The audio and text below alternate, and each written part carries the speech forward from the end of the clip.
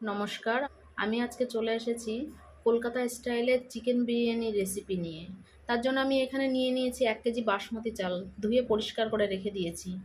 আর এখানে নিয়ে নিয়েছি আমি ৮ পিস আলু, কেটে রেখে দিয়েছি। আপনারা আলু দিতে না চাইলে আলুটাকে বাদ দিতে পারেন। কালার দিয়ে মাখিয়ে নেবেন।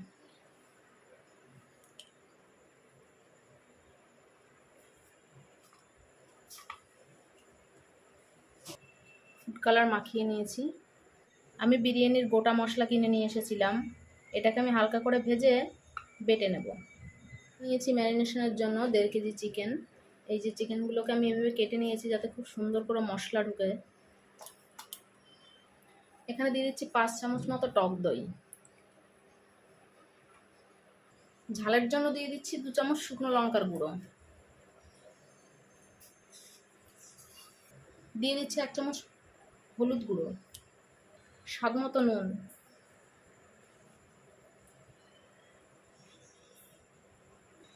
২ চামচ আদা বাটা, ২ চামচ রসুন বাটা। এবার খুব সুন্দর করে মিশিয়ে নেব।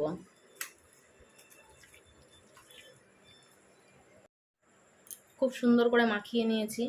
এবার আমি এর মধ্যে দিয়ে দিচ্ছি যে বিরিয়ানির মশলাটা বানিয়ে নিয়েছিলাম, মশলাটা ২ চামচ দিয়ে দিলাম। এটাকে দিয়ে আমি আবার সুন্দর করে মাখিয়ে নেব। মাখিয়ে নিয়েছি। এবার আমি ম্যারিনেশনের জন্য ০.৫ ঘন্টা ঢাকা দিয়ে রেখে দেবো। আপনাদের হাতে সময় থাকলে ১ ঘন্টাও রেখে দিতে পারেন।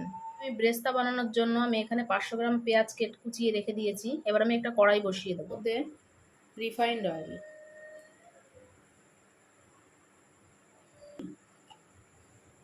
আর দিয়ে দিচ্ছি ২ চামচ ঘি।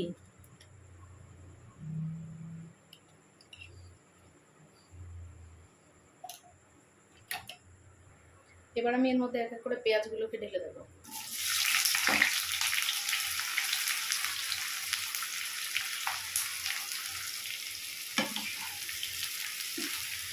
গ্যাসটাকে হাই করে আমি পেঁয়াজটাকে লাল লাল করে ভেজে নেব। পেঁয়াজ ভাজাটা প্রায় হয়ে এসেছে। আমার বেরেস্তা ভাজা হয়ে গিয়েছে। এবার আমি তুলে নেব। আমি রাইসটা বানানোর জন্য এখানে একটা হাঁড়িতে গরম জল বসিয়ে দিয়েছিলাম। এর মধ্যে আমি দিয়ে দিচ্ছি ২টো তেজপাতা, ৫টা এলাচ, ৪টে লবঙ্গ আর কিছুটা দারচিনি দিয়ে দিলাম। আর এখানে আমি স্বাদ মতন নুন দিয়ে দিচ্ছি। নুনটা বেশি করে দিয়ে দিলাম যাতে রাইসের মধ্যে নুনটা ঢুকে যায়। এবার আমি জলটা ফুটে ওঠার পরে আমি চাল দিয়ে দেবো। জল ফুটে উঠেছে। এবার আমি চালগুলোকে দিয়ে দিচ্ছি।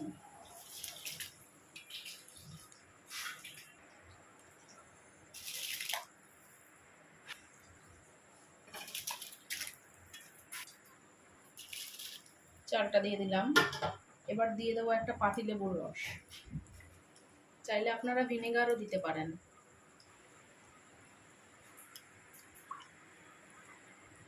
দিয়ে দিচ্ছি কিছুটা গোলাপ জল, কিছুটা ১ ঢাকনা মতন কেওড়া জল। এবার নাড়া দিয়ে দিলাম। এবার ভাতটাকে আমি হতে দেব।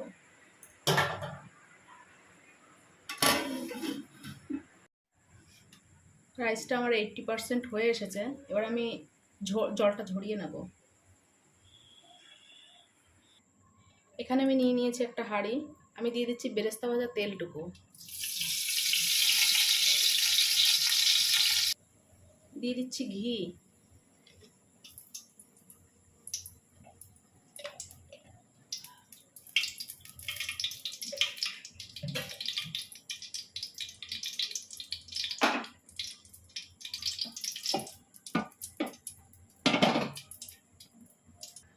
দিয়ে দিচ্ছি বাকি বিরিয়ানির মশলাটুকু। মিঠা আতর,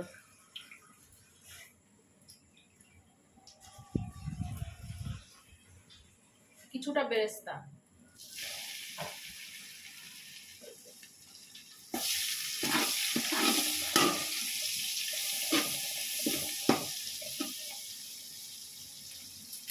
এক করে চিকেনের টুকরোগুলোকে দিয়ে দিচ্ছি।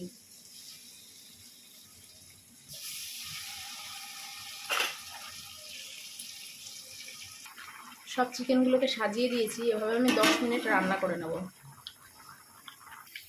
10 মিনিট হয়ে গিয়েছে, ঢাকনাটা আমি তুলে নেব। থেকে অনেকটা জল বেরিয়েছে, আমি একটুও জল ব্যবহার করিনি। এবার আমি ভেজে রাখা আলুগুলোকে এর উপর থেকে দিয়ে দেবো।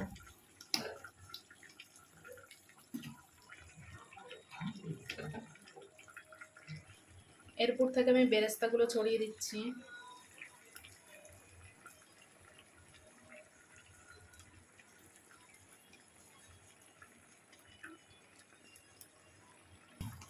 এর উপর থেকে এবার আমি রাইসগুলো ছড়িয়ে দেবো।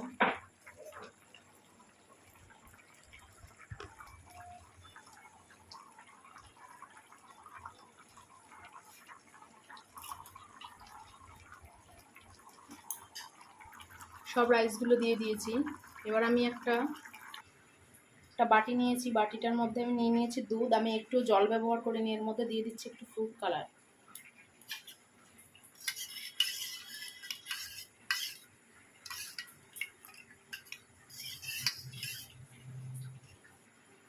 এখানে একটা বাটি নিয়ে নিয়েছি, আমি এর মধ্যে দিয়ে দিচ্ছি আমুল বাটার। বাটারটা আমি গরম করে নেব। এর মধ্যে দিয়ে দিচ্ছি দুধ।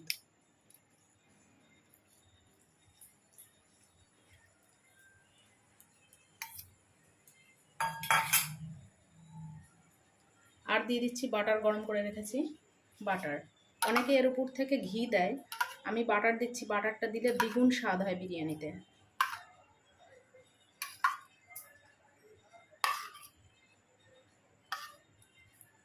আপনারা একবার বাটার দিয়ে বানিয়ে দেখবেন বিরিয়ানি, খুব সুন্দর স্বাদ হবে।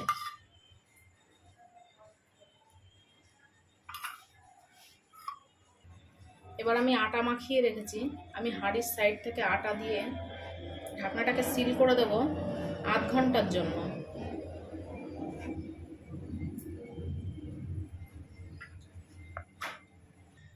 এই যে আটাটা দিয়ে দিয়েছি সাইড থেকে, এবার এটা দিয়ে সিল করে দেবো।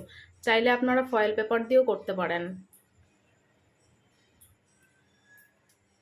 এই যে সিল করে দিয়েছি, চাইলে এটা আপনারা ফয়েল পেপার দিয়েও সিলটা করতে পারেন। আমি এখানে একটা তাওয়া গরম করতে দিয়ে দিয়েছি, এর উপরে আমি হাঁড়িটাকে বসিয়ে দেবো।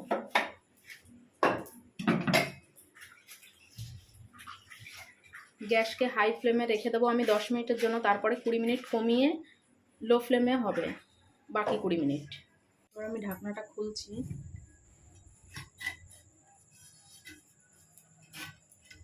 দেখুন আমার বিরিয়ানিটা একদম পারফেক্টভাবে তৈরি হয়ে গিয়েছে। এবার আমি কেটে নেব।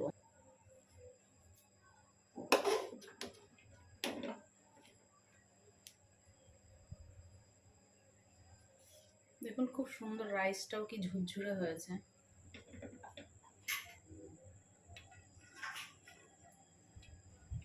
বন্ধুরা দেখুন আমার চিকেন দম বিরিয়ানি একদম পারফেক্টভাবে তৈরি হয়ে গিয়েছে।